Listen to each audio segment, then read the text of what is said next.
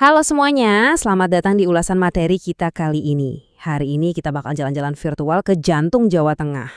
Tapi kita nggak akan ngebahas raksasa-raksasa berapi yang sering masuk berita itu ya. Kita justru mau mengungkap pesona tenang dari Gunung Andong. Gunung ini memang nggak terlalu tinggi, tapi wow, peranannya dalam kosmologi dan keseharian masyarakat Jawa itu luar biasa banget. Jadi ini bukan cuma soal batu dan tanah, ini soal sebuah pendamping kehidupan. Nah, sebelum kita melangkah lebih jauh, pernah nggak sih kalian mikir, apa sih sebenarnya yang bikin sebuah gunung itu benar-benar bermakna? Apakah selalu karena kekuatannya yang meledak-ledak? Atau puncaknya yang menembus awan dan bahaya yang ngintip di kawahnya? Atau mungkinkah ada sesuatu yang jauh lebih dalam dari itu semua? Sesuatu yang justru lebih dekat sama kehidupan kita sehari-hari?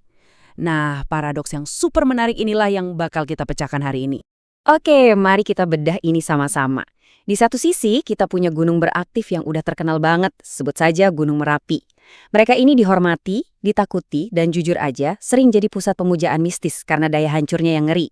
Ibaratnya mereka itu penguasa alam yang megah tapi ya mengancam. Tapi coba deh bandingin sama Gunung Andong.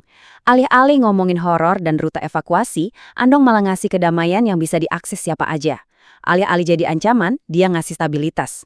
Makanya komunitas petani di sana bisa hidup berdampingan, bercocok tanam dengan super tenang dari generasi ke generasi. Beda banget kan? Masuk ke bagian pertama kita. Gunung berapi yang tertidur, stabilitas di atas api. Buat paham kenapa Andong ini bisa sedamai itu, kita harus ngintip apa yang ada di bawah permukaannya. Gunung ini secara harfiah adalah raksasa purba yang udah lama banget pulas tertidur. Dan ini bisa kita lihat dari satu angka ajaib ini, 1.726 meter di atas permukaan laut. Di dunia pendakian Indonesia, di mana gunung-gunung biasanya nangkring di atas 3.000 meter, ini tuh ya hitungannya lumayan rendah ya. Tapi, tunggu dulu, justru ketinggian yang moderat inilah yang jadi kekuatan supernya sekarang. Ini bikin Gunung Andong jadi primadona, absolut jadi favorit buat pendaki pemula, atau buat siapa aja yang pengen healing bentar ke alam, tanpa harus pingsan kecapean di jalan. Jadi, rahasianya ada di ciri geologisnya teman-teman. Pertama, Gunung Andong itu nggak punya kawah aktif. Terus, lerengnya itu super duper stabil karena formasi tanahnya udah kebentuk dari ribuan bahkan ratusan ribu tahun lalu. Ini murni sisa aktivitas vulkanik purba. Nah, karakteristik ini bikin gunungnya benar-benar aman. Nggak ada tuh ceritanya was-was sama awan panas atau letusan dadakan. Keamanan inilah yang bikin lerengnya jadi tempat main yang asik buat pendaki di akhir pekan, sekaligus jadi pondasi kuat buat desa-desa pertanian yang subur banget di sekitarnya. Lanjut ke bagian kedua, bentuk sebuah nama, melihat sang kereta kuda. Sekarang kita bahas sisi kulturalnya yuk. Kita bongkar asal-usul namanya. Dalam bahasa Jawa, kata Andong itu artinya kereta kuda, atau kendaraan tradisional beroda 4 yang ditarik kuda. Coba deh kalian bayangin siluet Gunung Andong dari kejauhan. Gunung ini bentuknya memanjang, terus ada deretan puncak-puncak kecil yang berjajar. Nah, orang-orang zaman dulu dengan cerdasnya ngeliat kalau susunan bukit dan lembah di atas sana itu bentuknya mirip banget sama rangka sebuah kereta kuda tradisional. Masuk akal banget kan? Dan menurutku ini brilian banget sih. Ini ngasih lihat filosofi masyarakat Jawa yang benar-benar indah. Mereka nggak ngasih nama landscape raksasa ini pakai nama dewa-dewa kayangan yang nggak tersentuh. Enggak, mereka justru pakai sesuatu yang super akrab, alat transportasi sehari-hari. Ini nunjukin gimana mereka nyari makna mendalam dari alam sekitar, pakai simbol-simbol keseharian yang bersahaja. Alam itu bukan sesuatu yang asing dan jauh, tapi udah kayak bagian dari perabotan rumah tangga mereka sendiri. Oke, kita masuk ke bagian ketiga, pelindung rakyat sejarah keharmonisan. Kalau kita tarik mundur, ngelewatin lorong waktu, kehadiran Andong ini tuh anteng tapi persisten banget. Bayangin di abad ke-8 sampai 10 Masehi, pas zaman keemasan kerajaan Mataram Kundo, Andong udah nongkrong di sana. Bukan sebagai pusat candi yang megah, tapi sebagai penanda alam dan penjaga permukiman. Terus lompat ke era kolonial Belanda. Waktu gunung lain habis dibabat buat perkebunan komersial gede-gedean, Andong ini cuma dipetakan aja di atas kertas dan dibiarin tempat jadi urat nadi pertanian warga lokal.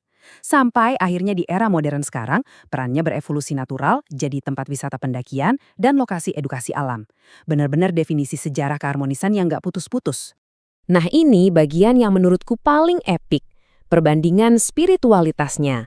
Kalau kalian perhatiin gunung-gunung besar lain di tanah Jawa, biasanya mereka dikelilingi mitos yang bikin merinding kan? Jadi pusat pemujaan besar-besaran buat ngeredam amarah alam. Tapi pandangan orang ke Andong ini kontras abis. Di sini warga malah bikin acara selamatan desa, manjatin doa panen, dan syukuran. Hubungan mereka sama gunung ini murni berakar pada sisi praktis dan harmoni yang benar-benar damai. Jadi, poin pentingnya di sini adalah Gunung Andong itu nggak jualan rasa takut. Warga lokal ngelihat gunung ini sebagai pelindung yang kalem, kayak tetangga raksasa yang ramah dan ngasih kesuburan. Bukan sosok dewa pemarah yang harus dikasih sesajen tiap saat biar nggak ngamuk. Ini wujud kesederhanaan spiritual yang benar-benar membumi banget. Kita sampai di bagian keempat, jejak Andong hari ini, 4 puncak. Kita bawa narasi ini ke masa kini yuk. Sebenarnya apa sih yang dirasain sama pendaki zaman now? Topografinya ini gokil sih, unik banget. Pas kalian nyampe atas, puncaknya tuh nggak cuma satu. Andong punya 4 puncak yang nyambung ngebentuk punggungan panjang. Ada puncak alap-alap, puncak makam, puncak jiwa, dan pastinya puncak Andong sebagai titik tertingginya. Nah, keterhubungan 4 puncak yang memanjang ini, kalau dalam pemikiran Jawa, melambangkan sebuah entitas yang hidup, utuh, dan nggak bisa dipisah-pisah. Buat kalian yang pengen ngebuktiin sendiri, rutenya tuh simple dan enak banget. Mayoritas orang bakal mulai dari base camp resmi di Dusun Sawit, Magelang. Dari situ, kalian tinggal jalan ngelewatin rute yang relatif pendek, adem banyak pohon, dan yang paling penting, pijakannya stabil. Terus hadiahnya apa pas di atas? Begitu nyampe, kalian langsung disuguhi view 360 derajat pegunungan Jawa Tengah yang super cakep. Kalian bisa ngelihat gunung raksasa kayak Merbabu, Merapi, Sindoro, dan Sumbing. Serasa Gunung Andong ini tuh balkon VIP buat nontonin mereka semua. Ulasan materi kita hari ini bawa kita ke satu intisari yang ngena banget. Gunung yang tidak menguasai manusia, tetapi menemani kehidupan. Jadi ini bukan sekedar gundukan tanah sama batu ya. Gunung Andong adalah bukti nyata dari kosmologi Jawa tentang kedekatan, kesederhanaan, dan keseimbangan. Dia nggak minta ditaklukkan, dia cuma nawarin kebersamaan buat kita semua. Dan itu bawa kita ke pertanyaan penutup ini nih. Setelah ngeliat gimana Gunung Andong milih harmoni ketimbang dominasi, coba deh tanyain ke diri sendiri. Apakah selama ini kita ngelihat alam di sekitar kita sebagai sesuatu yang buas dan harus selalu kita taklukkan? Ataukah kita bisa mulai ngelihat alam itu sebagai pendamping yang tenang, yang diam-diam selalu support kehidupan kita setiap hari?